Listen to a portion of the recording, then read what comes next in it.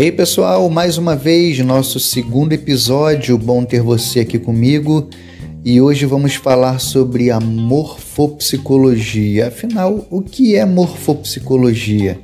Lembrando que no primeiro episódio nós falamos sobre a fisiognomonia e suas nomenclaturas complexas.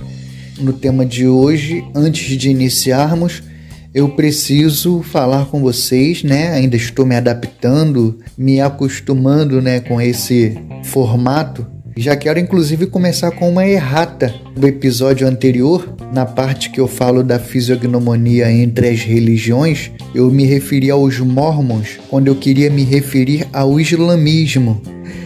Mas acontece nas melhores famílias. E mais um toque, o bom que essa plataforma tem como você mudar a velocidade. Se você achar que eu estou falando devagar, você aumenta.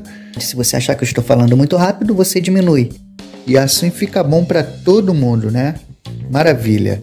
Então, depois da vinheta, vamos falar de morfopsicologia. Não saia daí, hein?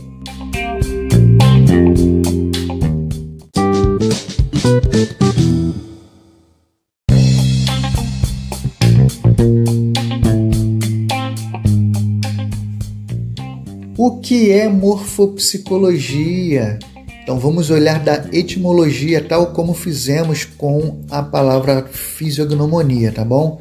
E eu acho que assim a nossa compreensão ela é melhor. Então vamos lá, morfopsicologia é uma palavra que na verdade tem três conceitos em uma só.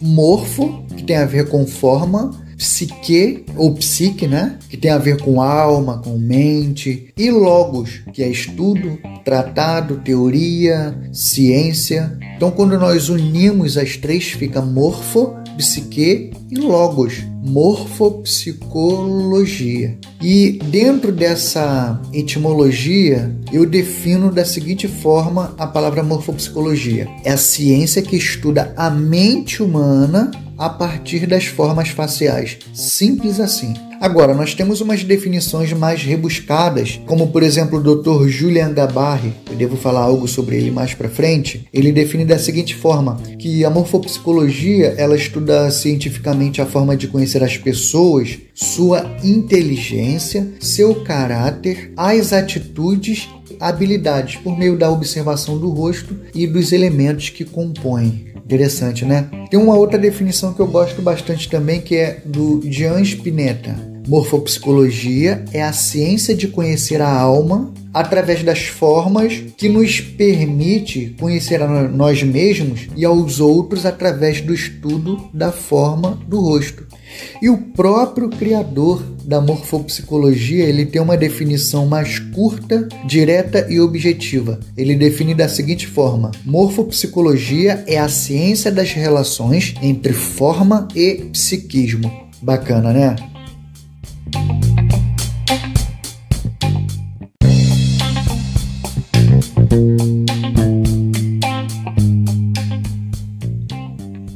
Louis Corman foi médico psiquiatra, ele atendia crianças e teve trabalhos significativos dentro desse segmento, publicações e etc. Mas ele já estudava fisiognomonia, ele estudava já leitura de rosto, mas eu acredito que a chave dele tenha virado no momento em que ele encontrou, que ele conheceu os estudos e publicações do Dr. Claude Sigaldi, que era um médico e pesquisador na cidade de Lyon, lá também na França, que acabei não falando, mas ambos franceses. Então, há décadas, Claude Sigaldi, ele orientou suas observações clínicas em morfobiologia, seguindo aquele princípio, da definição etimológica que eu falei com vocês. Morfobiologia, morfo, forma, e biologia, a ciência que estuda a vida. Que ele conseguiu demonstrar foi que em um meio favorável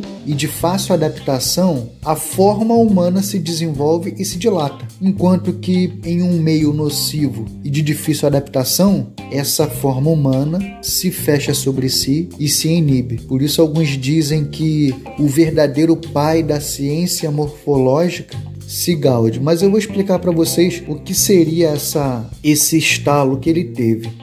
E depois vai usar o exemplo, do caramujo para poder explicar esse fenômeno da expansão e da retração. Quando o ambiente é favorável, o caramujo ele sai, né, da sua casa e ele começa a caminhar, enfim, está adaptado ali, ok? Ele se dilata, ele sai, ele se expande e caminha. Mas quando ele sente algum tipo de ameaça, alguma coisa nociva, ele se retrai, ele entra, né, para sua casinha e ali fica. Esse é um conceito interessante para poder explicar a expansão e retração. Então, a grande sacada de Lewis Corman foi ter observado que os fenômenos morfológicos, eles também funcionam, né? Ele conseguiu verificar os detalhes dentro de um microsistema. Na verdade, o que eu chamo de microsistema é dentro do conteúdo facial. Por exemplo, as leis biológicas e dinâmicas da dilatação e retração, que eu acabei de mencionar, ele verificou na face. Outro elemento do estudo de Sigaldi, que é tonicidade e atonia. Tonicidade é quando o elemento facial ele está tenso, enrijecido, ele está tonificado. Agora, quando existe pouca tonicidade, aí gera flacidez, que seria a atonia. A lei da harmonia e o equilíbrio, né? Um grande exemplo aí a gente vê quando a gente vai estudar as hemifaces, quando a gente vai estudar os lados da face, se está em equilíbrio, se tem assimetria. Então, esses estudos, Corman conseguiu verificar claramente no rosto também. Então, esse estudo que era, vamos dizer assim, era macro, era amplificado, Corman conseguiu verificar dentro dos elementos faciais. Quando eu falo elemento facial, para detalhar mais, tirando os exemplos que eu já dei, a forma óssea do rosto, que em algumas versões chama de moldura do rosto, formato, mas na verdade é o formato ósseo. Outro ponto são os receptores sensoriais, né? Que são os olhos, nariz, boca. Aquele tópico que eu abordei, inclusive, no meu canal do YouTube, que é o pequeno rosto e o grande rosto. O grande rosto é o formato ósseo e o pequeno seria os receptores sensoriais, que é o nariz, olhos e boca. E por aí vai. Ele conseguiu pegar esses elementos, ele foi montando ali, foi estudando, foi aperfeiçoando, até que em 1937 ele escreve aí o primeiro livro, que são as 15 lições de morfopsicologia. O primeiro livro de outros, 15 ou para mais do que isso, de livros que ele escreveu. Mas é uma literatura difícil de você achar, né? Pois bem, então nós falamos de 1937, quando chegou lá no período praticamente onde eu nasci, né? 1980, ele fundou a Sociedade Francesa de Morfopsicologia. Inclusive o Dr. Julien Gabarre foi membro e professor por mais de uma década nessa sociedade. Dr. Julien Gabarre, por que se fala muito nele? Porque atualmente ele é um dos proeminentes dentro da sequência, né? Como se fosse do legado deixado por Lewis Corman. Ele tem um doutorado que aborda especificamente a psicologia da face.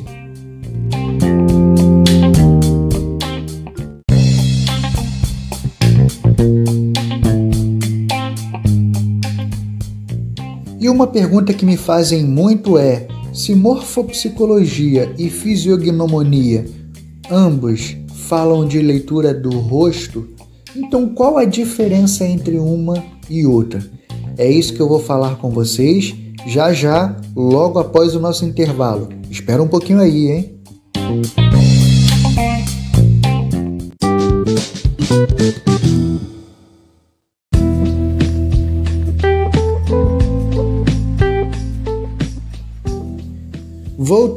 Voltamos para mais esse bloco e agora eu vou falar com vocês, na minha visão, a diferença de morfopsicologia para fisiognomonia. Pois bem, a morfopsicologia, com certeza, ela é mais objetiva, ela é mais direta, ela é mais específica, mais metódica. Enquanto isso, a fisiognomonia ela acaba sendo mais subjetiva, mais vaga em muitos dos seus aspectos. A morfopsicologia ela é acadêmica, enquanto a fisiognomonia é de educação tradicional, ou seja, compartilhada basicamente de pai para filho, de mestre para discípulo, de família para família, até por conta das condições de escrita, conforme eu falei no episódio anterior, né?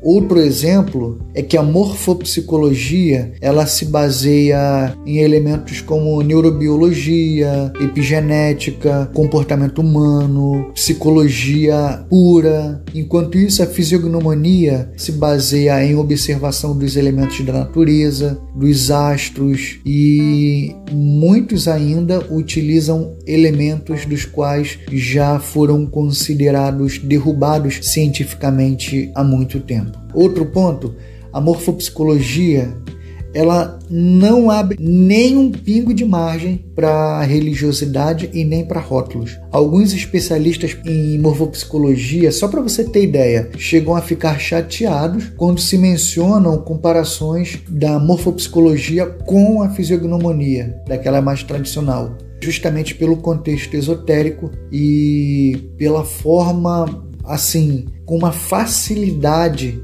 de charlatanismo que se tem. Na verdade, cada um, óbvio, né, deve procurar o caminho que mais lhe satisfaça, né? Se ela gosta mais do esotérico, se ela gosta mais do místico, não tem problema nenhum. Ela pode estudar o caminho que ela quiser, não tem problema. Eu, particularmente, eu sigo por um viés mais metodológico, mais científico, mais acadêmico, porém eu leio tudo, eu estudo tudo, todos os métodos eu procuro conhecer porque eu gosto, mas para conhecimento. Agora, para aplicação, eu particularmente não é minha praia. Por isso que sou categórico em afirmar que a morfopsicologia não se compara com os demais segmentos no que diz respeito a essa abertura, essa liberdade para utilizar elementos que não sejam cabidos dentro de um parâmetro técnico acadêmico. E ponto.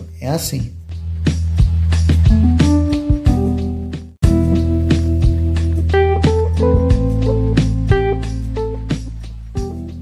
Na atualidade, a morfopsicologia, como vimos, tem respaldos técnicos e metodológicos mais tangíveis e mais objetivos também, né, para a interpretação da leitura facial, e até aí já conversamos. Agora, se você reparar, nos dias de hoje, dificilmente você encontra uma técnica pura de leitura facial. Geralmente encontramos muita pulverização de conteúdo. É muito comum os especialistas compilarem elementos isolados de várias fontes para comporem, né, os seus próprios métodos. Por exemplo, reunir temperamento, arquétipo, sistema DISC e por aí vai. Agora, o que muitas vezes não se observa é o seguinte: quanto mais aleatório, genérico e subjetivo for uma técnica, menos credibilidade ela terá com o público, muito menos com relação aos parâmetros científicos. Aliás, aí ela pode ter muita apreciação do público que nós falamos ainda há pouco, que gosta do misticismo.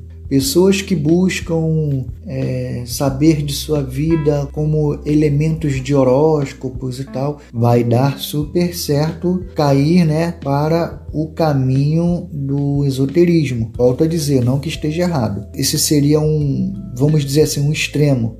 E o outro extremo da, entre aspas, pureza de conteúdo seria a morfopsicologia, que tem a sua grade de conteúdo já solidificada e firmada. Então, quando uma pessoa, por exemplo, diz que utiliza o método da morfopsicologia pura, então é pura. Mas hoje nós vemos vários métodos misturados e muitas vezes o colega ainda fala, mas o meu método eu já testei com tantas pessoas, dá super certo. Ok, dá super certo, tudo direitinho, legal. O meu também dá, o seu também dá, o de todo mundo dá. Só temos que levar em conta o seguinte: se formos falar numa linguagem científica, então o nosso método precisaria entrar não na minha forma de dizer que está tudo ok, que está funcionando, porque eu posso ser levado por viés de confirmação. Quando a gente fala que um método funciona, que é científico, é porque foram levantadas as hipóteses foram testadas e assim sucessivamente. Com essa fala, não estou dizendo que ninguém esteja certo ou que esteja errado.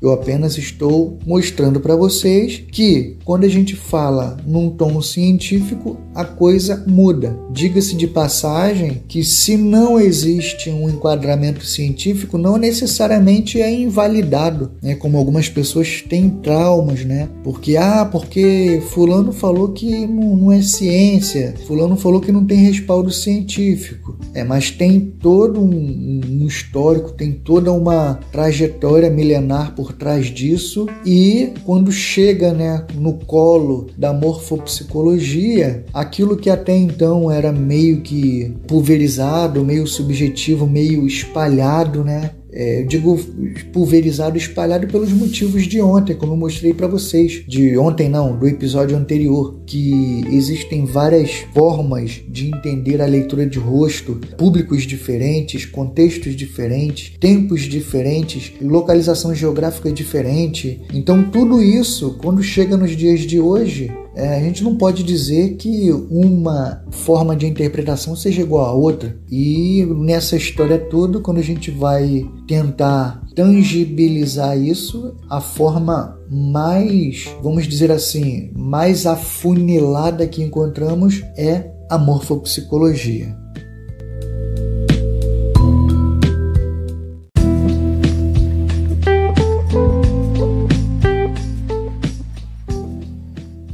Espero que vocês estejam gostando. Quando voltarmos do próximo intervalo, nós vamos falar sobre pseudociência. Afinal de contas, morfopsicologia é ciência ou pseudociência? Já, me aguarde aí, hein?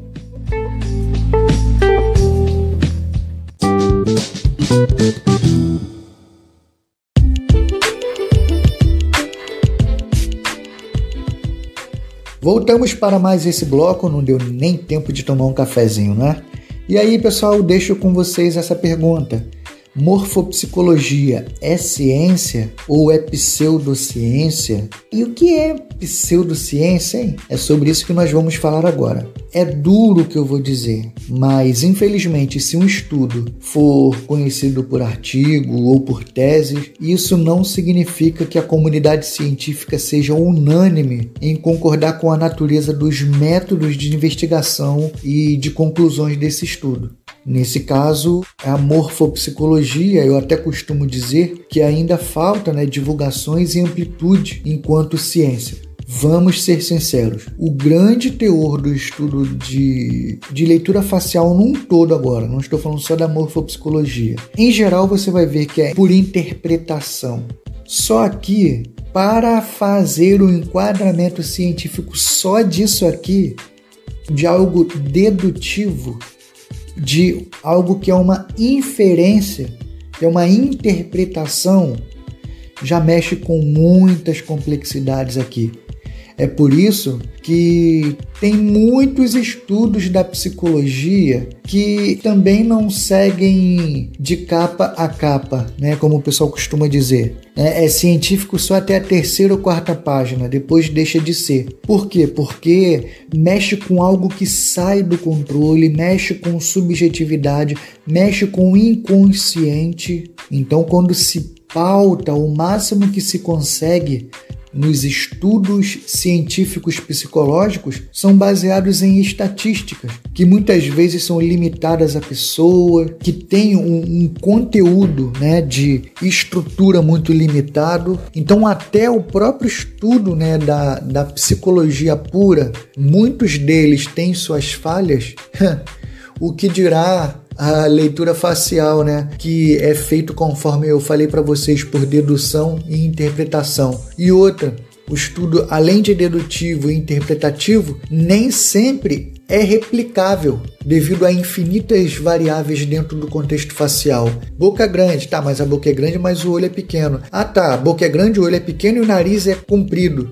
Ah, e a orelha é baixa. É muita variável. Como é que você encontra 2 indivíduos iguais? Ah, encontra? Beleza, e 3. E como é que você faz para encontrar 50 iguais? Que tenha boca grande, olhos pequenos, nariz pontudo e assim, é uma coisa muito louca, né? De onde virá essa verba aí para poder fazer esse estudo? Quem vai financiar? Hoje a gente fala muito do Paul Ekman, né? Com sua equipe, etc., que fez um mega estudo falando sobre as microexpressões por décadas, mas a gente não pode esquecer que nos Estados Unidos já existe uma cultura de investimento para pesquisa, coisa que não acontece aqui. Aqui as pesquisas elas são por interesse. Encomenda-se a mesma pesquisa para 2, 3 laboratórios, por exemplo. Estou falando da indústria farmacêutica.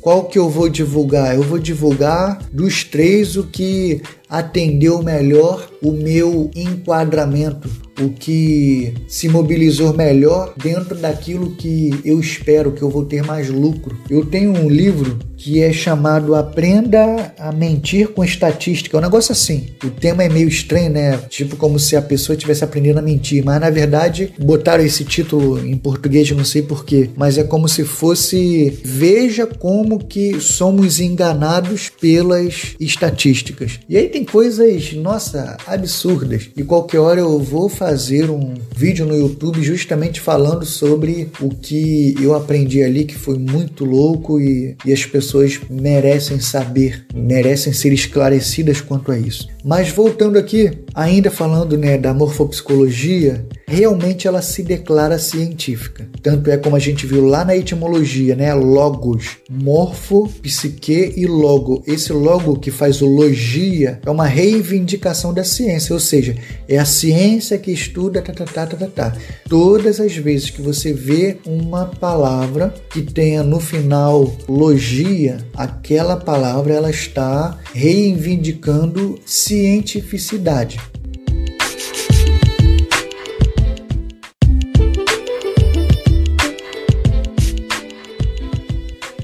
E mesmo a morfopsicologia se declarando científica, ela ainda não dispõe de uma metodologia que consiga decodificar replicavelmente toda essa combinação aí que eu acabei de falar para vocês. Por isso, ela ainda se enquadra tecnicamente nessa visão como pseudociência. Então, pseudociência significa que a área de estudo se declara baseada em métodos científicos conclusivos sem que este realmente tenha sido plenamente validado. Foi validado até, o que o pessoal até costuma usar esse termo, né? Foi validado até a página tal, não foi de capa a capa. Talvez pelo método escolhido, ou pelas provas não precisas, ou por não existir modo de falsear esse estudo, ou simplesmente por ainda não ter sido submetido a um método científico. E mesmo assim, se esse estudo se julgar como científico, aí vai ter lá, né, um enquadramento da pseudociência. Por exemplo, se tem um determinado método que é uma técnica, é um método, né? E essa técnica ou esse estudo, ele não se declara como científico, então ele não se enquadra em pseudociência. Porque um critério sine qua non para ser intitulado pseudocientífico tem que se declarar científico sem passar pelo processo metodológico reconhecido pela ciência, que é aquela questão, né, que eu falei de ter uma hipótese, de testar essa hipótese, de ter grupo de controle, depois que essa hipótese for testada, ser colhido os resultados catalogados publicado em uma revista e para ser publicado, ser submetido aos pares para que possam analisar, né? Se tiver alguma objeção, voltar tudo de novo para poder refazer, para retestar, para rever. É uma coisa muito louca. Por isso que não é fácil um enquadramento científico, até porque muitas coisas podem ser declaradas científicas e no meio da trajetória a regra mudar, aparecer alguém que levantou o estudo, que testou, né, aquele estudo e viu que ele não se fez tão válido quanto se disse valer, então aí volta tudo de novo, né? Por isso que a ciência ela está muito ligada ao que é transitório, porque o que é agora pode não ser amanhã. E esses critérios todos, quando aparece um método dizendo que é infalível, que não pode errar, é 100%, então isso aí já tem um problema aí de falseabilidade, né? Se não pode errar, se não pode ser medido, se não pode ser testado, então já tem uma complexidade muito grande aí. Por exemplo, a religião não pode ser pseudociência porque ela não se declara científica e não tem como você medir a espiritualidade ou medir qual é o tamanho de Deus, qual a régua que você mede, não é verdade? Então, apesar de hoje em dia já existir alguns instrumentos que dizem medir o nível de espiritualidade do ambiente, presença espiritual, aí entra aquela questão, como que se testa isso, como que se prova isso? E aí acaba entrando muita coisa num espaço pseudocientífico. Eu ainda costumo dizer que a morfopsicologia ela pode não ser científica em sua plenitude, mas ela é acadêmica. Não ser científica 100% dentro dos termos que a ciência determina, vamos colocar dessa forma. Mas ela é acadêmica porque ela é toda estruturada cientificamente. Mas esse quadro está mudando. Para vocês terem ideia, o Dr. Julian Gabarre, ele publicou uma nova edição, né, do livro dele, abarrotada de comprovações científicas. Então as coisas estão caminhando, estão avançando e precisa ganhar mais notoriedade. Aos poucos vai ganhando. Fazer até um merchan aqui, você encontra o livro dele até em português na Amazon, na versão e-book, é Psicologia da Face. É muito bom, já li e digo para vocês que ele já começa com uma pancada de comprovações científicas, muito bacana mesmo. Outra coisa precisa ficar claro, isso não minimiza em nada o teor e a importância da morfopsicologia. Dentro do conceito de leitura facial, é o que se tem de nata nos dias de hoje. Tanto é que qualquer um pode falar: sou fisiognomonista, sou fisiognomista, sou fisionomista, sou especialista em leitura facial, o nome que quiser. Mas para a pessoa falar que ela é formada em morfopsicologia, ela tem que ser colegiada, registrada devidamente, porque existe uma associação, como a gente viu, então não é um negócio solto como a fisiognomonia, por exemplo, que não tem, né, uma sociedade, não tem um grupo que rege, que comanda, que acompanha, que dá diretrizes, não tem uma associação. E isso é um respaldo a mais para o pessoal da morfopsicologia.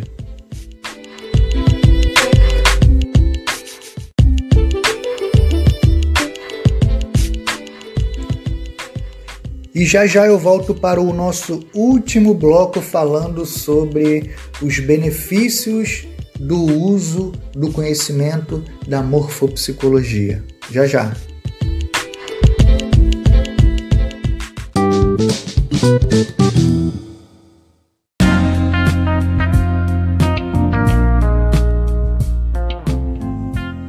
Estamos de volta para o nosso último bloco. Agora vamos falar sobre o benefício de conhecer, de estudar, de se aprofundar em morfopsicologia.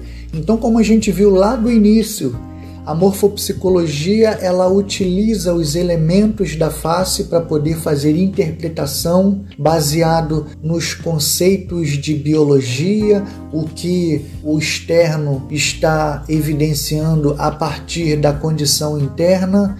Então, a mente da pessoa sendo revelada de forma patente nos elementos faciais, e com isso, através dessa série de conhecimentos e técnicas, pode se aprofundar mais no autoconhecimento, na autoaceitação.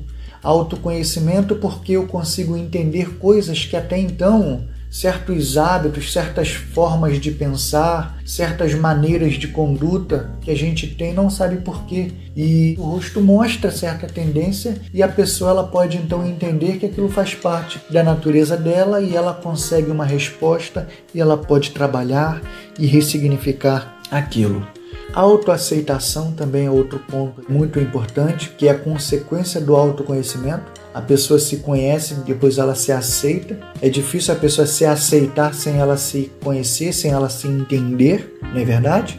No relacionamento interpessoal, eu entendo porque não tolero certas coisas e porque por certas coisas também não sou tolerado pelos outros. Eu entendo porque me dou bem com certa pessoa e com outros não. Tudo isso você consegue entender. Também desenvolvimento e melhoria, tanto pessoal quanto profissional. Nós conseguimos adaptar as nossas habilidades nas nossas tarefas, nas nossas relações, e isso é maravilhoso demais. É uma baita ferramenta. Compreensão de tendências e comportamentos também é outro ponto aí que é muito forte, né? A tendência que a pessoa tem a, por exemplo, se expor a riscos, a tendência que a pessoa possa ter a muitos gastos, a gastar energia demais, a tendência comportamental que a pessoa tem, a forma de se comportar, por que ela age de um jeito, por que ela age de outro, quais os hábitos ela consolidou na vida dela, por quê. Então tudo isso nós conseguimos entender mais. E é isso, né, pessoal? O rosto revela. O conteúdo da mente fica claro na frente, né, daqueles que têm o conhecimento de morfopsicologia. Certo, pessoal? Muito obrigado aí. Se você está gostando desse material, eu apresento a vocês o meu livro Leitura Facial em Perguntas e Respostas. Se você quiser conhecer mais das técnicas de fisiognomonia, morfopsicologia e outras mais dentro da leitura facial, também recomendo a vocês que vão lá em clubedaface.com.